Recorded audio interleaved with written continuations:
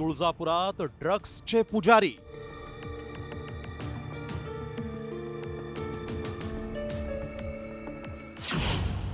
देवाच्या दारी ड्रग्सची तस्करी.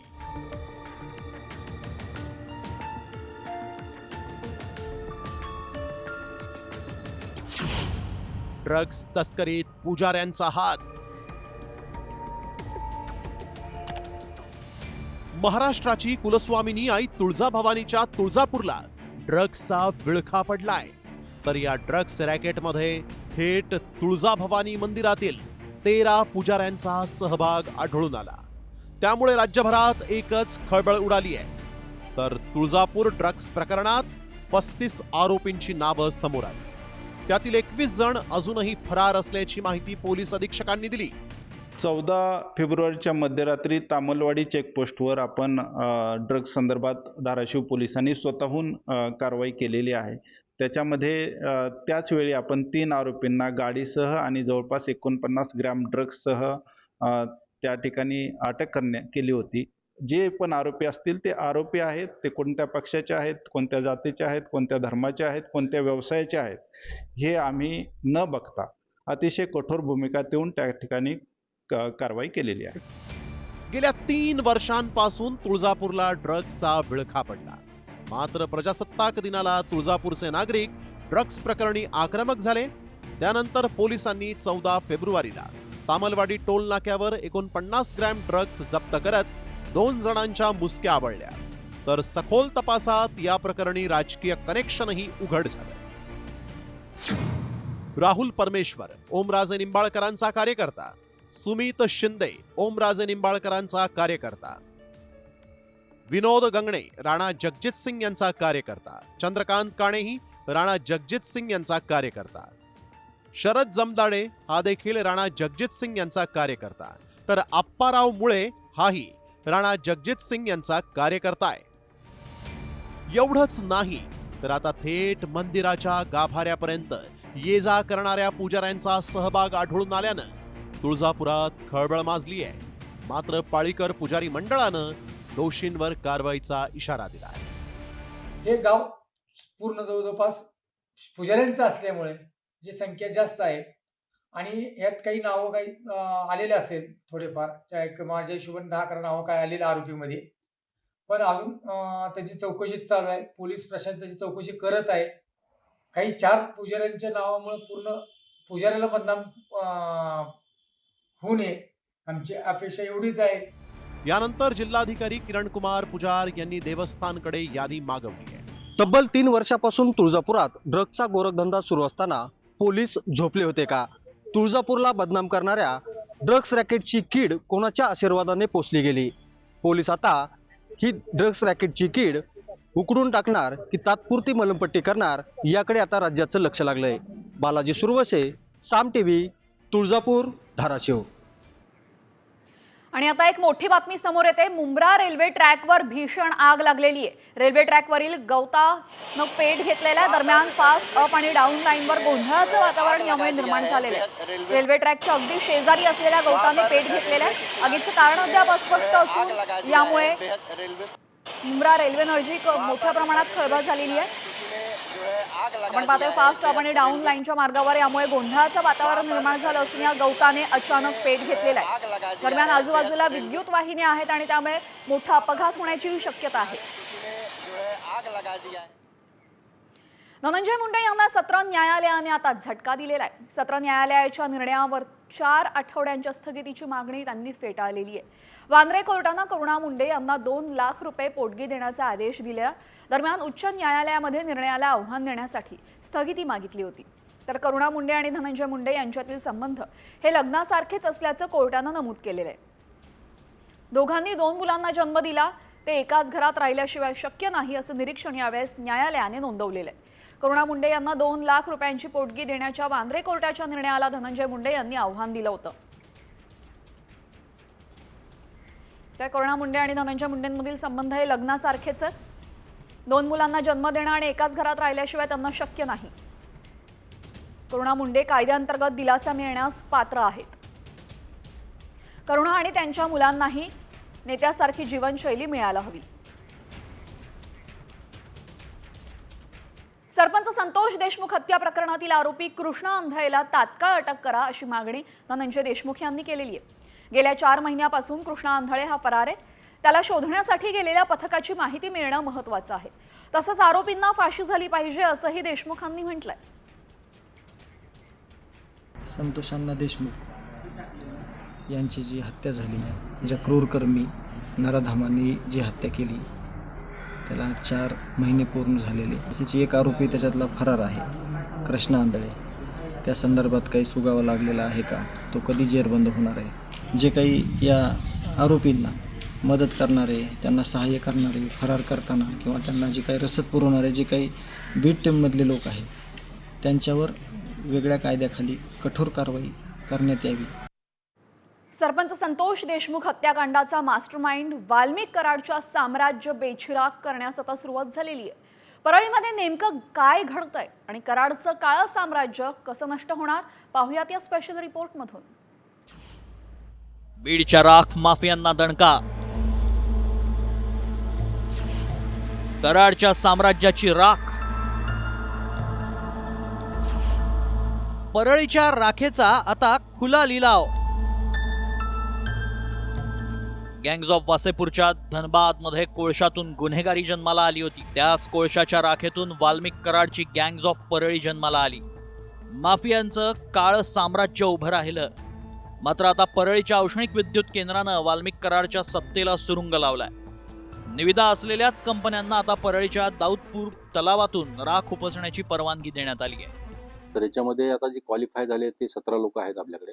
तर आम्ही 17 लोकांकडून SD आणि त्यांची राखेचे पैसे जमा करून घेतलेले आहेत आणि त्यांना गेट पासेस आणि बाकीच्या जी काही प्रोटोकॉल्स आहेत ते फॉलो करून आम्ही त्यांना राख विक्री करणं सुरू झालेलं आहे। राख, राखेतून पैसा, पैशातून सत्ता मिळवत कराडनं खंडणी, खून, मारामार्या करून काळं साम्राज्य उभं केलं। मात्र आता 16 निविदाधारक कंपन्यांच्या माध्यमातून पोलीस बंदोबस्तात राखेच्या वाहतुकीची परवानगी देण्यात आली। मात्र या राखेचं काळं अर्थकारण कसं आहे पाहूया।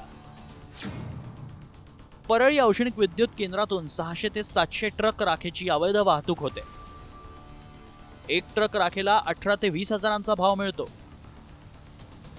दररोज 1 ते 1.25 कोटींच्या राखेची विक्री होते। महिनाभरात 36 कोटी तर वर्षभरात 450 कोटींची कमाई होते। 52 वर्षांपासून राख माफियांकडून वाहतूक सुरू आहे। अनेक वर्षांपासून राखेचं अधिकृत कंत्राटच देण्यात आलेलं नाही। दरम्यान परळीत राख माफियांना लगाम घालण्याच्या निर्णयाचं स्वागत करतानाच आमदार सुरेश धसांनी पोलिसांकडेही बोट दाखवलंय। आत्ताशी राख उचलायला सुरुवात झाली, नवीन टेंडर लावले। मला वाटतं काहीतरी जुन्या दुसऱ्या लोकांचे ते हापर का काय म्हणतात त्याला दुसऱ्यांचे कंटेनर आत्ताशी लागले 2014 पासून। नाही तर आका आणि त्यांचेच दुसऱ्यांचे हापर ते काय म्हणतात ते टिप्पर पाप्पर काय लागत नव्हते। हे पहिल्यांदाच हायवा काय जे ते लागायला सुरुवात झालेली आहे आणि अजूनही तिथल्या बाबतीमध्ये बरेच गोंधळ आहे। राखेतून खरं तर फिनिक्स पक्षी भरारी घेतो। मात्र बीडमध्ये वाल्मिक कराडनं राखेतून काळ्या कारनाम्यांचं साम्राज्यच उभं केलं। मात्र औष्णिक विद्युत केंद्र आणि पोलिसांच्या दुर्लक्षामुळे कराडसारखे हैवान गब्बर होत गेले। आता पोलिसांनी घेतलेली भूमिका कायम राहणार की पुन्हा नव्या हैवानांच्या काळ्या कारनाम्यांमुळे बीडची राख होणार, हेच पाहायचं। योगेश काशीसह ब्युरो रिपोर्ट, साम TV, बीड। तर या निर्णयामुळे आता राख माफियांना मोठा दणका बसलेला आहे। सरपंच संतोष देशमुख हत्या प्रकरणातील आरोपी वाल्मिक कराड आणि त्याच्या गँग विरोधात आता CIDनं आणखीन एक पुरावा कोर्टाकडे सादर केलाय। साम TVला सूत्रांनी या संदर्भात माहिती दिली असून सरपंच देशमुख हत्या प्रकरणातील बीडच्या विशेष मकोका न्यायालयासमोरील दुसरी सुनावणी उद्या होणार आहे। या सुनावणी अगोदर CIDने संतोष देशमुख हत्या प्रकरणातील काही महत्त्वाची कागदपत्र न्यायालयाकडे सादर केली आहेत। शिवद्रोही प्रशांत कोरटकरला कोल्हापूर न्यायालयानं जामीन मंजूर केला। मात्र कोणत्या अटी शर्ती ठेवण्यात आलेल्या आहेत आणि कोरटकरच्या जामिनावर शिवप्रेमींच्या काय प्रतिक्रिया आहेत, पाहूयात या स्पेशल रिपोर्टमधून। शिवद्रोही कोरटकरला जामीन, कोर्टाचा जामीन 2 दिवस तुरुंगातच। कोरटकरच्या जामिनावर शिवप्रेमींचा संताप. छत्रपती शिवाजी महाराज आणि छत्रपती संभाजी महाराजांचा अवमान करणाऱ्या शिवद्रोही प्रशांत कोरटकरला अखेर कोर्टानं दिलासा दिलाय. 50,000च्या वैयक्तिक जात मुसलक्यावर कोल्हापूर सत्र न्यायालयानं प्रशांत कोरटकरला जामीन मंजूर केलाय. कोर्टानं कोणत्या अटी शर्तींवर कोरटकरला जामीन दिलाय पाहूया. कोल्हापूर सत्र न्यायालयानं प्रशांत कोरटकरला जामीन मंजूर केलाय. 50,000 रुपयांच्या जात मुसलक्यावर त्याला जामीन मंजूर करण्यात आलाय. तपासासाठी पोलीस बोलावतील त्यावेळी हजर राहावं लागणार आहे. फिर्यादी आणि साक्षीदार यांना धमकवायचं नाही. जामीन मिळाल्यानंतर 2 दिवस मुक्काम न्यायालयीन कोठडीतच असेल. मात्र यावर इतिहास अभ्यासक इंद्रजित सावंतांनी आक्षेप घेतलाय. तर कोर्टानं घालून दिलेल्या अटी शर्तींवर बारीक लक्ष ठेवण्याचा इशारा कायदेतज्ञ असीम सरोदेंनी दिलाय. त्या केलेल्या वक्तव्यांना क्षमा नाही असं माझं मत आहे. आणि आज जो जामीन न्यायिक प्रक्रियेतून मिळालेला आहे की जी प्रक्रिया चालली आहे त्याच्यामुळं ते चाललेलं आहे भारतीय संविधानानुसार न्यायाच्या ह्याच्यानुसार चाललेलं आहे. पण त्या वक्तव्यामुळं अनेक हजारो लाखो लोकांची मनं दुखवलेली आहेत. आक्षेपार्ह नीच वक्तव्य करणाऱ्या कुठल्याही व्यक्तीला ही जास्तीत जास्त शिक्षा दिली गेली पाहिजे आणि याच्यासाठी कायद्यामध्ये तरतुदी वाढवल्या पाहिजेत. तर प्रशांत कोरटकर हा विश्वासपात्र व्यक्ती नसल्यामुळे आणि दुसरीकडे त्याला मदत करणारे या 6 शहरांमध्ये आणि 3 राज्यांमध्ये तो फिरला 1 महिनाभर, तेव्हा त्याला मदत करणाऱ्या सगळ्या लोकांची चौकशीसुद्धा झालेली नसताना त्याला जामीन देण्याची घाई करायला नको होती असं आमचं स्पष्ट मत आहे. आता कोणत्या आधारे प्रशांत कोरटकरला जामीन मिळालेला आहे आणि कोणत्या अटी आणि शर्ती त्याच्यावर घातलेल्या आहेत हे आम्हाला ऑर्डर प्रत्यक्ष बघितल्यावर कळेल.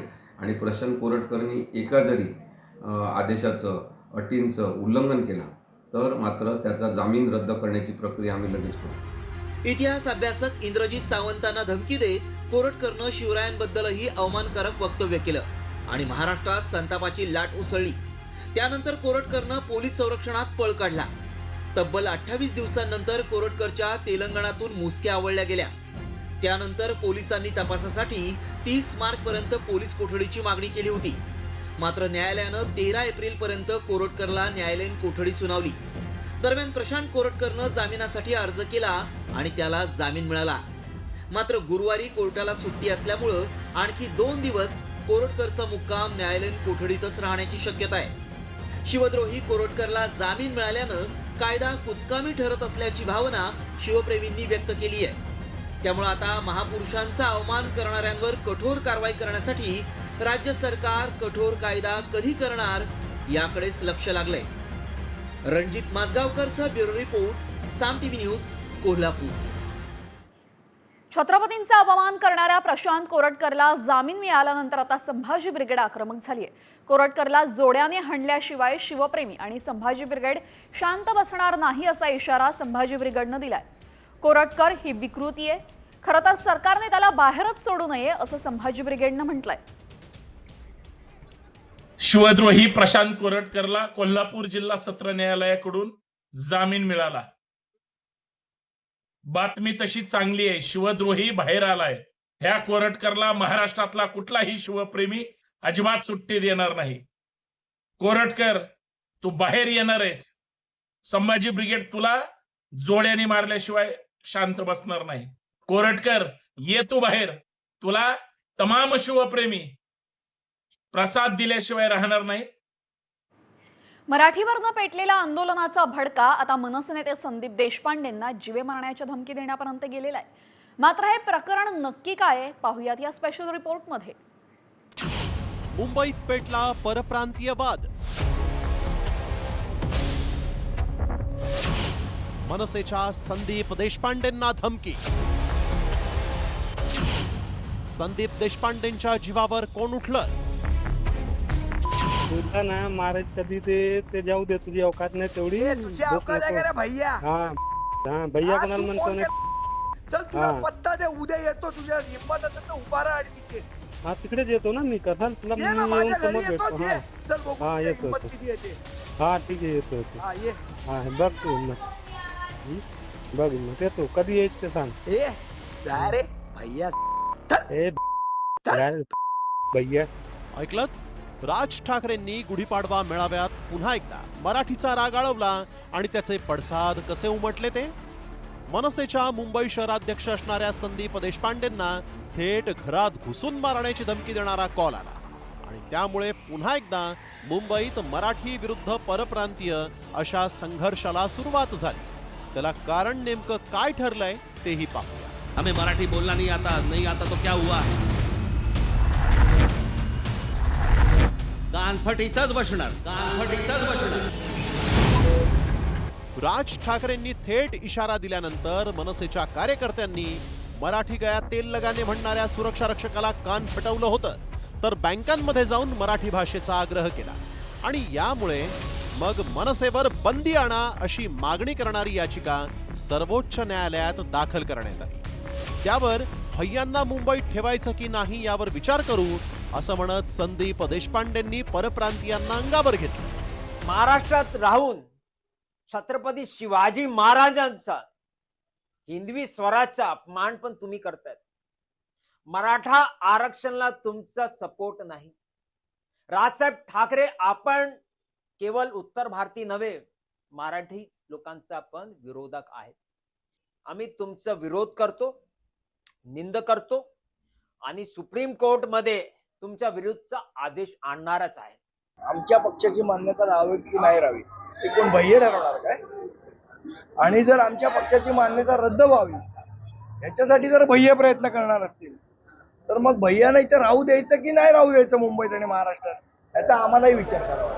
राजकीय भूमिका जाहीर झाल्यानंतर अशा पद्धतीच्या धमक्या येणं हे काही नवीन नाहीये, परंतु घरात घुसून मारण्याची धमकी दिल्यामुळे मराठी विरुद्ध परप्रांतीयांचा हा मुद्दा आता मात्र चिघळल्याचं दिसतंय. पोलिसांनी या प्रकरणी गुन्हा दाखल करून तपास सुरू केलाय. आरोपींवर कारवाई होईलही, परंतु मराठी विरुद्ध परप्रांतीय या वादाचं लोण निवडणुकांपर्यंत कुठवर जातं यावर आता राज्याचं लक्ष लागून राहिलंय. ब्युरो रिपोर्ट, साम टीव्ही मराठी. तर मराठीच्या मुद्द्यावर ठाकरे बंधू आक्रमक झाले आणि आता मनसेनंतर आता ठाकरे गटही मराठीसाठी आग्रही असल्याचं दिसतंय. वोडाफोनच्या कार्यालयामध्ये जाऊन त्यांनी तसं पत्रक दिलं असून मराठी भाषिकांची नियुक्ती करण्याची मागणी त्यांनी केलेली आहे.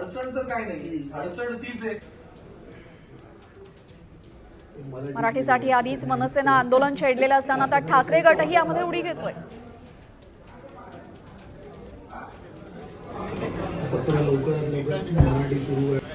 This can create issue. Absolutely, absolutely. And that 13 April रोजी आता ठाकरे गट मराठी की पाठशाला घेणार आहे. कांदिवली येथील एका हॉलमध्ये या पाठशाळेचं आयोजन करण्यात आलंय. मराठीसाठी मनसेच्या आक्रमक भूमिकेनंतर ठाकरे गट परप्रांतीयांना मराठीचे धडे शिकवणार आहे. शिवसेना ठाकरे गटानं आता मराठी की पाठशाला असा उपक्रम सुरू केलेला आहे.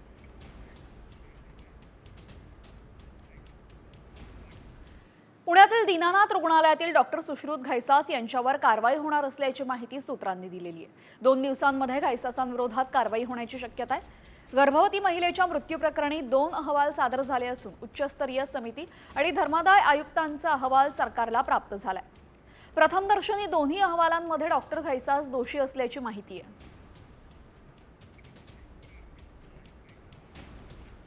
पुणे महापालिकेने दीनानाथ मंगेशकर रुग्णालयाला मिळकत कर वसुलीसाठी नोटीस बजावली आहे. साम टीव्हीनं सर्वात आधी ही बातमी दाखवली होती. दरम्यान त्यानंतर दीनानाथ मंगेशकर रुग्णालयानं 27 कोटी रुपये मिळकत कर थकवल्याची बातमी दाखवल्यानंतर दीनानाथ मंगेशकर रुग्णालयाने 2014 पासूनचा कर थकवला असल्याचं समोर आलंय. 2 दिवसांमध्ये 22 कोटींची थकबाकी न भरल्यास पुढील कारवाई करण्याचा उल्लेख या नोटीसीत आहे. दीनानाथ मंगेशकर हॉस्पिटलमध्ये गर्भवतीच्या मृत्यू झाल्यानंतर पिंपरी चिंचवड महापालिकेला आता जाग आली आहे. तातडीच्या उपचारांसाठी डिपॉझिट घेऊ नका, रुग्णावर आधी उपचार करण्यास प्राधान्य द्या असं या नोटिसीमध्ये नमूद करण्यात आलेलं आहे. जवळपास 650 रुग्णालयांना ही नोटीस बजावली असून रुग्णालयांनी डिपॉझिट भरण्याची सक्ती केल्यास टोल फ्री क्रमांकावर संपर्क करण्याचं आवाहन करण्यात आलंय. आपण शहरामधील 650 जे काही रजिस्टर आपल्याकडे आहेत रुग्णालय, त्या सर्वांना परिपत्रक काढलेलं आहे की त्याच्यामध्ये जे बॉम्बे नर्सिंग ॲक्टमध्ये नमूद केलेल्या गोष्टी आहेत की 11J मध्ये ही अतितात्काळ इमर्जन्सी किंवा त्याला इमिजिएट ट्रीटमेंटची गरज आहे, अशा रुग्णांना पहिल्यांदा इमिजिएटली ट्रीटमेंट देणे आवश्यक आहे. बाकी गोष्टी, इतर सगळ्या गोष्टी ह्या नंतर बघणे, त्याच्यामध्ये डिपॉझिट देखील आले आहे. आणि बातमी आहे आता सर्वसामान्यांसाठी आनंदाची, कारण तुमचा EMI आता कमी होणार आहे. रिझर्व्ह बँक ऑफ इंडियाने रेपो दरात कपात केलेली आहे. पाहूयात या संदर्भातली बातमी.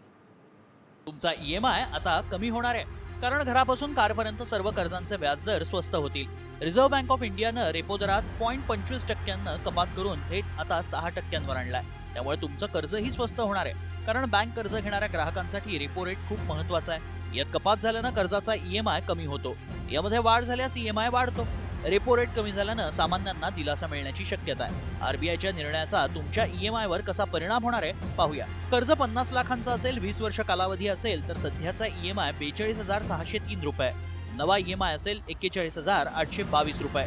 40 लाखांचं कर्ज, 20 वर्ष कालावधी, सध्याचा EMI 34,083 रुपये. नवा EMI 33,458 रुपये. 30 लाखांचं कर्ज, 20 वर्ष कालावधी, सध्याचा EMI 26,035 रुपये. नवा EMI 25,562 रुपये. 25 लाखांचं कर्ज, 20 वर्ष कालावधी, सध्याचा EMI 21,693 रुपये. नवा EMI 21,302 रुपये. गॅस सिलेंडरचे दर वाढल्यानंतर मुंबईकरांना आणखीन एक धक्का बसलाय. महानगर गॅस लिमिटेडनं CNG आणि PNGच्या दरात मोठी वाढ केली आहे. CNGचे दर 1.5 रुपये तर PNGचे दर 1 रुपयानं वाढवण्यात आलेत. आता PNGसाठी 49 रुपये प्रति किलो तर CNGचे दर 80 रुपये प्रति किलो असतील. मध्यरात्रीपासून ही दरवाढ लागू होईल. CNGचे दर 1.5 रुपयांनी तर PNGचे दर 1 रुपयांनी महागले आहेत. आणि आता बातमी तुमच्यासाठी सर्वात महत्त्वाची. आता आधार कार्डची हार्ड कॉपी देण्याची गरज नाहीये. आम्ही असं का म्हणतोय पहा. आता आधार कार्डची झेरॉक्स कॉपी देण्याची गरज नाही. केवळ QR कोड आणि फेस आयडीच्या मदतीनं ओळख पटवता येणार आहे. केंद्र सरकारनं त्यासाठी नवीन ॲप लॉन्च केलंय. अनेकदा ओळखपत्रासाठी प्रत्येक ठिकाणी आधार कार्ड दाखवावं लागतं किंवा मग त्याची एक झेरॉक्स कॉपी द्यावी लागते. त्यामुळे तुमचा आधार कार्ड नंबर सायबर गुन्हेगारांच्या हाती लागण्याची शक्यता आहे. याला आळा घालण्यासाठी आणि आधार कार्ड अधिक सुरक्षित करण्यासाठी केंद्रानं नवीन ॲप लॉन्च केलंय. या निर्णयानं नागरिकांना काय फायदा होणार आहे पाहूया. फेस आयडी आणि QR कोड स्कॅनिंगद्वारे डिजिटल पडताळणी केली जाईल. युजर्सच्या परवानगीशिवाय डेटा शेअर केला जाणार नाही. व्हेरिफिकेशनसाठी डॉक्युमेंटच्या फोटोकॉपीची गरज भासणार नाही. हॉटेल्स आणि विमानतळांवर फोटोकॉपी देण्याची आवश्यकता राहणार नाही. नवीन आधार ॲपसह फसवणुकीला आळा बसेल, गोपनीयता वाढेल. त्यामुळे नवं आधार ॲप नक्कीच सोयीचं आणि सुरक्षित असणार आहे अशी आशा व्यक्त केली जाते. आणि आता बातमी आहे आंतरराष्ट्रीय. भारतावर अमेरिकेने 26% आयात कर लादलेला आहे, जो आजपासून लागू झालाय. सकाळी 9:31 हा निर्णय लागू झाला असून आजपासून अमेरिकेमध्ये निर्यात होणाऱ्या प्रत्येक भारतीय वस्तूवर 26% कर आकारला जाईल. ट्रम्पच्या कर लादण्याच्या निर्णयाचा औषधांवर सर्वाधिक परिणाम होतोय. भारतातून अमेरिकेमध्ये स्वस्त औषधं जातात, तसेच कृषी उत्पादन क्षेत्र, कापडी उद्योग, ज्वेलरी सेक्टरमध्ये याचा मोठा परिणाम होण्याची शक्यता आहे. तर ऑटो इंडस्ट्रीला सर्वाधिक झटका बसेल. अमेरिकेतील विक्रीवर याचा परिणाम होणार आहे. औषधांच्या किमती वाढणार आहेत, फार्मा कंपन्यांवरही याचा परिणाम होईल. दुग्धजन्य पदार्थ महागणार, ग्राहकांच्या खिशाला फटका बसणार. डायमंड आणि ज्वेलरी उद्योग अडचणीत येणार, निर्यातीवर परिणाम होणार. केमिकल आणि मेडिकल उपकरण कंपन्यांसाठी धोक्याची घंटा आहे. तर डोनाल्ड ट्रम्प यांच्या या निर्णयामुळे कोकणातल्या मच्छीमारांना सर्वात मोठा फटका बसलाय. कारण टेरिफमुळे कोळंबीवर 26% शुल्क भरावं लागणार आहे. कोळंबीसाठी अमेरिका ही सर्वात मोठी बाजारपेठ आहे. वन्नामेई नावाच्या कोळंबीला अमेरिकेमध्ये सर्वात जास्त मागणी आहे. मात्र टेरिफमुळे निर्यातीवर मोठा परिणाम झाला आणि निर्यात घटल्यानं स्थानिक बाजारामध्ये कोळंबीचे दर गडगडलेत. घाऊक बाजार 250 रुपये किलो असणारी कोळंबी आता केवळ 70 रुपये किलो भावाने मिळते. अमेरिकेने जो आता 6%चा 26% टॅरिफ केला आहे, त्यामुळे निर्यातीवर भरपूर परिणाम पडला आहे, कोळंबीच्या निर्यातीवर. कारण कोळंबीची भरपूर मागणी असते अमेरिकेला. तर आता जो टॅरिफमुळे रेट वाढल्यामुळे एक्सपोर्ट कमी होईल याची शक्यता आहे आणि आमच्या इकडे काय होईल, याचा दर कमी होईल. त्यामुळे याचा परिणाम आम्हाला भुगतावा लागणार आहे भविष्यामध्ये. तर अमेरिकेनं घेतलेल्या या निर्णयाचा संपूर्ण जागतिक बाजारपेठेवर परिणाम होतोय आणि चीन आणि अमेरिकेत तर टेरिफ युद्ध पेटलेलं आहे. अमेरिकेला चीनने जशास तसं उत्तर दिलंय, त्यामुळे हे युद्ध चांगलंच भडकलंय. मात्र त्याचा फटका आता अमेरिकेलाच बसणार आहे. तो नेमका कसा पाहूयात या स्पेशल रिपोर्टमधून. अमेरिका चीनमध्ये टेरिफ वॉर.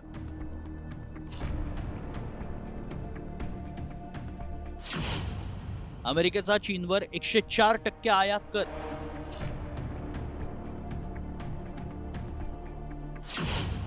चीनमध्ये हॉलिवूडवर सिनेमांवर बंदी.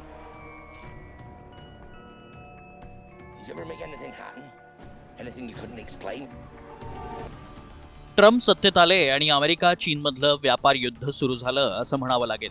कारण आपल्या नवीन कर धोरणावरून ट्रम्प यांनी चीनची कोंडी केली आहे. डोनाल्ड ट्रम्प यांनी चीनवर आता तब्बल 104% आयात कर लावण्याचा मोठा निर्णय घेतलाय आणि तडकाफडकी हा निर्णय अंमलातही आणलाय. ट्रम्प यांच्या या निर्णयाला चीननं सडेतोड उत्तर देण्याची रणनीती आखली. चीननंही हॉलिवूड सिनेमांवर बंदी घालण्याच्या हालचाली सुरू केल्याचं कळतंय. जर चीननं हॉलिवूड सिनेमांवर बंदी घातली तर अमेरिकेला कसा फटका बसणार आहे पाहूया. ट्रम्प यांनी चीनवर 104% आयात कर लादलाय. चीनचं त्याला सडेतोड उत्तर पाहायला मिळतंय. चीन हॉलिवूड सिनेमांवर बंदी घालण्याची शक्यता आहे. चीनची बॉक्स ऑफिस कमाई $17.71 अब्ज इतकी आहे. हॉलिवूडचा वाटा 3.5% आहे. 2024 मध्ये अमेरिकन चित्रपटांची चीनमध्ये $585 दशलक्ष कमाई पाहायला मिळाली आहे. चीननं बंदी घातल्यास हॉलिवूडच्या चित्रपटांचं अब्जावधी डॉलर्सचं नुकसान होण्याची शक्यता आहे. याआधीच अमेरिकेच्या या नव्या कर धोरणानं जगभरातील शेअर बाजारांमध्ये भूकंप आणला आणि आता चीनी उत्पादनांवर थेट 104% कर लादून ट्रम्प यांनी जागतिक अर्थव्यवस्थेत अस्थिरता आणली इतकं मात्र खरं.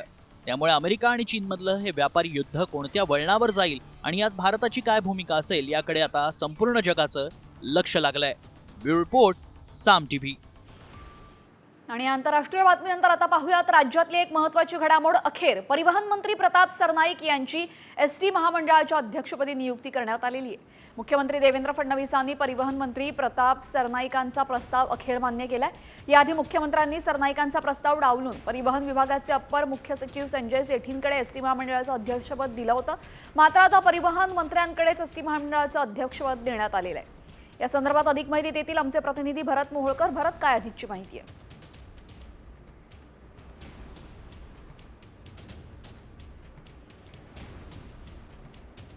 एसटीच्या अध्यक्षपदी अखेर सरनाईकांची नियुक्ती करण्यात आलेली आहे. याआधी सेठींची नियुक्ती झाली होती. त्यानंतर सरनाईकांनी प्रस्ताव मुख्यमंत्री फडणवीसांकडे दिला आणि त्यानंतर आता हा प्रस्ताव मान्य करण्यात आलेला आहे. या संदर्भात अधिक माहिती देतील आमचे प्रतिनिधी भरत मोहोळकर. भरत, काय अधिक माहिती आहे? नक्कीच तेजल, आपण जर पाहिलं तर परिवहन मंत्री प्रताप सरनाईक यांची आता एसटी महामंडळाचे अध्यक्ष म्हणून त्यांची नियुक्ती करण्यात आली. त्याचं महत्त्वाचं कारण म्हणजे भाजप आणि शिंदे गटामध्ये जो वाद सुरू होता तो वाद अखेर आता मिटल्याचं पाहायला मिळतंय. मुख्यमंत्र्यांनी परिवहन मंत्री प्रताप सरनाईक यांचा जो प्रस्ताव होता तो अखेर मान्य केलाय. संजय सेठी यांच्या जागेवरती आता प्रताप सरनाईक हे नवे एसटी महामंडळाचे अध्यक्ष असणार आहेत. नक्कीच, धन्यवाद भरत आपण दिलेल्या सविस्तर माहितीबद्दल. बातमी लाडक्या बहिणी संदर्भातली. लाडकी बहिणी योजना बंद होणार नाही आणि योग्य वेळी बहिणींना 2100 रुपये मिळतील असं आश्वासन सार्वजनिक बांधकाम मंत्री शिवेंद्रराजे भोसले यांनी दिलंय. या योजनेसंदर्भात विरोधकांनी अनेक गैरसमज पसरवले असंही यावेळी शिवेंद्रराजेंनी म्हटलंय. ही बहीण योजना चालू आहे. विरोधक गैरसमज पसरवतात, पण माझ्या सर्व बहिणींना इथं विनंती आहे की स्टेजवर आमच्या बहीण आहेत, त्यामुळे लाडकी बहीण योजना कधी बंद होणार नाही. आपण काळजी करू नका. थोडं वाढीव जे याचा आहे त्याचा निर्णय पण योग्य वेळेला मुख्यमंत्र्यांच्या माध्यमातून घेतला जाईल. जे काही 2100 रुपये जाहीर केले होते ते योग्य वेळेला आपल्याला देवेंद्र भाऊ देणार, कारण आपला भाऊ महाराष्ट्राचा मुख्यमंत्री झाले हे लक्षात ठेवा. खुलताबादचं नाव रत्नपूर करावं या मागणीच्या मुद्द्यावरनं माजी खासदार इम्तियाज जलील यांनी शिवसेनेच्या आणि भाजपा नेत्यांवर हल्लाबोल केलेला आहे. यावेळेस बोलताना इम्तियाज जलील यांची जीभ घसरली. जे नेते नाव बदला म्हणून मागणी करतायत त्यांनी आपल्या बापाचंही नाव बदलावं असं वक्तव्य करून त्यांनी वादाला तोंड फोडलंय. शिवाय त्यांनी हिम्मत असल्यास अहमदाबादचं नावही बदलावं असंही म्हटलंय. आप शहरों के नाम बदल रहे हैं, आप सड़कों के नाम बदल रहे हैं, आप इमारतों के नाम बदल रहे हैं, आप रेलवे स्टेशन का, बस स्टैंड का, एयरपोर्ट का, सब नाम बदल रहे हैं। अब बचा क्या है कि साहब आपके बाप का नाम बचा हुआ है। अब अगर बदलने की चली रही है तो आप अपने बाप का भी नाम बदल दीजिएगा और कह दीजिएगा कि भैया अब हमको ये नहीं पसंद आता था तो अब हमने ये नाम रख लिया है करके। आगामी निवडणुकांसाठी अजितदादा आता ॲक्शन मोडवर आले। निवडणुकांसाठी राष्ट्रवादीची अजित पवार गटाची रणनीती ठरली असून सोमवार ते बुधवार मुंबईमध्ये शासकीय कामकाज पाहणार, तर आठवड्यातील 4 दिवस ते राज्याचा दौरा करणार आहेत। राष्ट्रवादी काँग्रेस अजित पवार गटाचे नेते अमित शहांची भेट घेणार आहेत। वक्फ सुधारणा विधेयकासंदर्भात अजित पवार, सुनील तटकरे आणि प्रफुल्ल पटेल अमित शहांची भेट घेतील। संसदेमध्ये वक्फ विधेयकाला राष्ट्रवादी काँग्रेसने समर्थन केलं आणि आज विधेयकासंदर्भात पक्षातील नेते आमदारांशी चर्चेनंतर भेट घेण्याचा निर्णय घेण्यात आलेला आहे। भोर तालुक्यातील श्रीक्षेत्र बनेश्वर इथल्या बनेश्वर फाटा ते वनविभाग कमान रस्त्याच्या दुरुस्तीसाठी राष्ट्रवादी शरद पवार गटाच्या खासदार सुप्रिया सुळे यांनी सुरू केलेलं उपोषण अखेर मागे घेतलं। अधिकाऱ्यांनी 1 महिन्याच्या आत टेंडर प्रक्रिया पूर्ण करून रस्त्याच्या दुरुस्तीचं काम सुरू होईल असं लेखी आश्वासन असलेलं पत्र दिल्यानंतर उपोषण मागे घेण्यात आलं। 9 मेपर्यंत रस्त्याच्या दुरुस्तीचं काम सुरू होईल असं आश्वासन देण्यात आलं। पुण्यामध्ये जिल्हाधिकारी कार्यालयासमोर सुप्रिया सुळेंनी हे उपोषण केलं। ते म्हणले की टेंडरला 20 दिवस, तर आम्ही 14 दिवस त्यांना द्यायला तयार आहोत। जे प्रशासनाच्या जे बुकलेट आहे त्याच्यामध्ये बसतं, त्याच्यापेक्षा आम्ही 3 दिवस वाढवूनच देतोय आणि 14 दिवस देते ना। मी हट्ट करते का आम्हाला उद्याच पाहिजे आणि परवाच पाहिजे? हो, आम्ही प्रशासनात काम केलंय, आम्ही सिस्टमचा मान सन्मान करतो। सगळं जे आहे ते नियम कायद्याने चाललं पाहिजे एवढं आम्हालाही समजतंय। आणि आता मुंबईचा सर्वात मोठा शत्रू असलेल्या तहव्वूर राणाला भारतात आणण्यात येणार आहे। पाहुयात याच संदर्भातला हा स्पेशल रिपोर्ट। मुंबईतील 26/11 हल्ल्याचा मास्टरमाइंड तहव्वूर राणाला आजच भारतात आणलं जाण्याची शक्यता आहे। तहव्वूर राणाला सुरुवातीच्या काळात दिल्लीत इनाय कोठडीत ठेवलं जाईल, त्यानंतर त्याला मुंबईत आणून खटला चालवला जाण्याची शक्यता आहे। तहव्वूर राणाला मुंबईत आणल्यानंतर आर्थर रोड जेलमधील कसाबला ठेवलेल्या कोठडीत ठेवलं जाईल अशी माहिती मिळतेय। मुंबईच्या 2008च्या दहशतवादी हल्ल्याचा मास्टरमाइंड तहव्वूर राणा हा ISI आणि लष्कर ए तय्यबाचा दहशतवादी। मुंबई हल्ल्याचा सूत्रधार डेव्हिड कोलमन हेडलीला तहव्वूर राणाची मदत। दहशतवादी हल्ल्याच्या 1 वर्षानंतर शिकागोत FBI कडून राणाला अटक। डॅनिश वर्तमानपत्र जेलँड पोस्टनवरच्या हल्ल्याचा राणा सूत्रधार। 2013 मध्ये 14 वर्षात तुरुंगवास। 2023 मध्ये अमेरिकेच्या जिल्हा न्यायालयाकडून भारताकडे हस्तांतरणास मंजुरी। राणाला अमेरिकेतून आणण्याची जबाबदारी एनआयए प्रमुख आणि मुंबई हल्ल्यावेळी दहशतवाद्यांविरोधात लढलेल्या सदानंद दातेंवर सोपवण्यात आली आहे। आणि यानंतर बातमी आहे राज्यातून। फेमस होण्यासाठी कोण काय करेल याचा काही नेम नाहीये। अमरावतीमध्ये तशीच घटना घडली। अमरावतीमध्ये एका रील स्टारनं भर चौकात सिग्नलवर महिलेसोबत नृत्य करत व्हिडिओ तयार केला। विशेष म्हणजे सिग्नल ग्रीन झाल्यानंतरही त्यांचं नाचगाणं सुरूच होतं, त्यामुळे मोठा संताप व्यक्त केला जातोय। वाहतुकीमध्ये अडथळा निर्माण होईल असं कृत्य कोणीही करू नये, अन्यथा कायदेशीर कारवाई होणार असा इशारा पोलिसांनी दिला।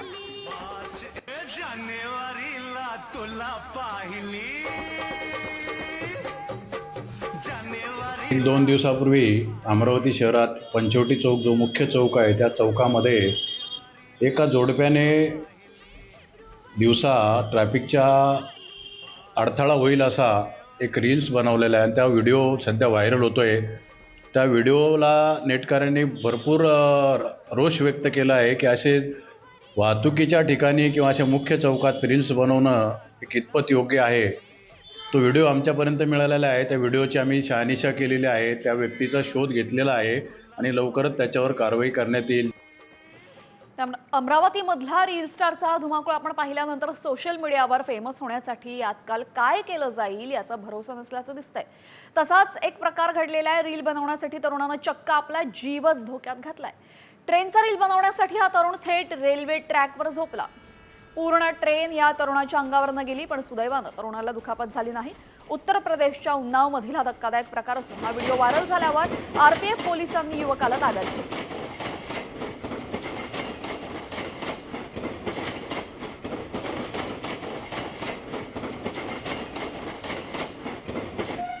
नेहमीच वादाच्या भोवऱ्यात अडकलेल्या दिल्ली मेट्रोतील अजून एक प्रताप आता समोर आलाय। एका मुजोर प्रवाशानं थेट मेट्रोतच दारू पार्टी रंगवली आहे। आणि त्याचा व्हिडिओ प्रचंड व्हायरल होतोय. काचेच्या ग्लासमध्ये दारू आणि चकणा म्हणून उकडलेलं अंड अशा दिमाखामध्ये एक तरुण व्हिडिओमध्ये दिसतोय. हा व्हिडिओ चांगलाच व्हायरल झाला असून आता पुन्हा दिल्ली मेट्रो प्रशासन नेटकऱ्यांच्या निशाण्यावर आहे.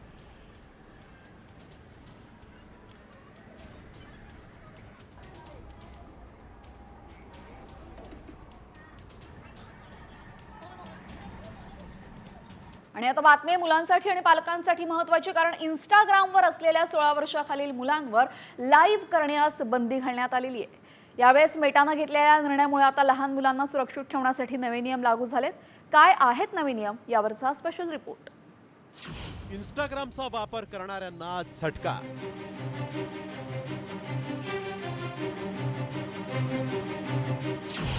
सोळा वर्षाखालील मुलांना लाईव्ह बंदी.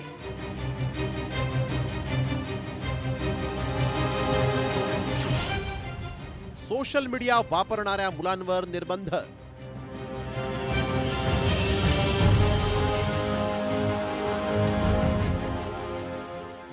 सोळा वर्षांखालील मुलांना पालकांची परवानगी नसल्यास इंस्टाग्रामवर आता थेट लाईव्ह स्ट्रीमिंग करता येणार नाही. तसंच नग्नतेशी संबंधित कंटेंट त्यांना पालकांच्या परवानगीशिवाय पाहता किंवा पाठवता येणार नाही. फेसबुक इंस्टाग्रामची कंपनी असलेल्या मेटानं 18 वर्षाखालील वापरकर्त्यांची सुरक्षितता अधिक भक्कम करण्याच्या हेतूनं हे बदल केले. सध्या अमेरिका, ब्रिटन, कॅनडा आणि ऑस्ट्रेलिया इथं हे बदल लागू करण्यात आले असून काही महिन्यांमध्ये ते जगभर अंमलात येणार आहेत. या व्यतिरिक्त मेटानं सुरक्षेसंदर्भात काही उपाय योजलेले आहेत, ते देखील पाहूया. सोशल मीडिया अकाउंट खासगी ठेवणं, अनोळखी लोकांकडून येणारे संदेश ब्लॉक करणं, हिंसक आणि संवेदनशील दृश्य नियंत्रित करणं, 60 मिनिटांनंतर ॲप बंद करण्याची आठवण करून देणं, रात्रीच्या वेळेस नोटिफिकेशन थांबवण्यासारखी पावलं उचलण्यात येणार आहेत. त्यांचा अभ्यासावरती परिणाम होतो आहे आणि त्यांना हे वय इतकं लहान आहे की त्यांना पुढे जाऊन त्याचा काय दुष्परिणाम होणार आहे याची त्यांना जाण नाही आहे.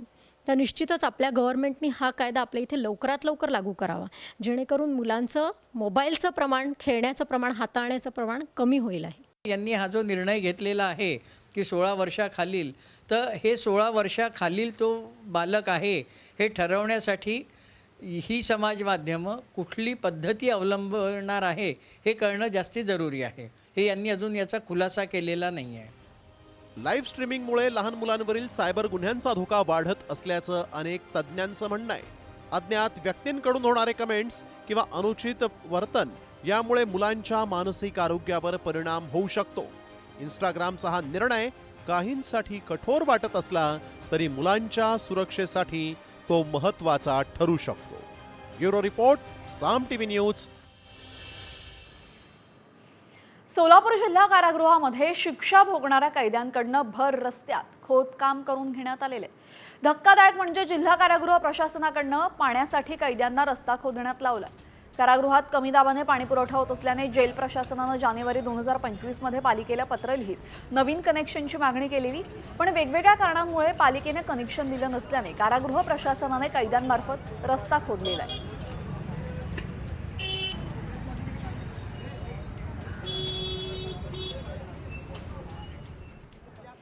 विदर्भ, मराठवाडा, पश्चिम महाराष्ट्र आणि खानदेशातील बहुतेक ठिकाणी पारा 40 पार गेलेला आहे. राज्यामध्ये सर्वाधिक तापमानाची नोंद झालेली आहे. भुसावळमध्ये 45 अंश सेल्सिअस एवढं तापमानाची नोंद झाली. पुण्यामध्ये 42 अंश सेल्सिअस, तर मुंबईसह किनारपट्टी भागांमध्ये तुलनेनं कमी तापमान आहे.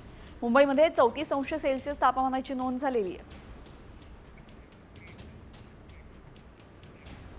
तर अकोल्यामध्ये सुद्धा सूर्य उगताना दिसतोय. उकाड्याने नागरिक हैराण झालेले आहेत आणि देवाला सुद्धा थंडावा मिळावा म्हणून विशेष कूलरची सोय करण्यात आली. अकोल्याच्या टिळक रोडवरील मोठ्या राम मंदिरातील गजानन महाराजांच्या मूर्तीला थंड ठेवण्यासाठी विशेष कूलरची सोय करण्यात आली. अकोल्यामध्ये तापमानाचा पारा 44 अंशांचा पार पोहोचलाय.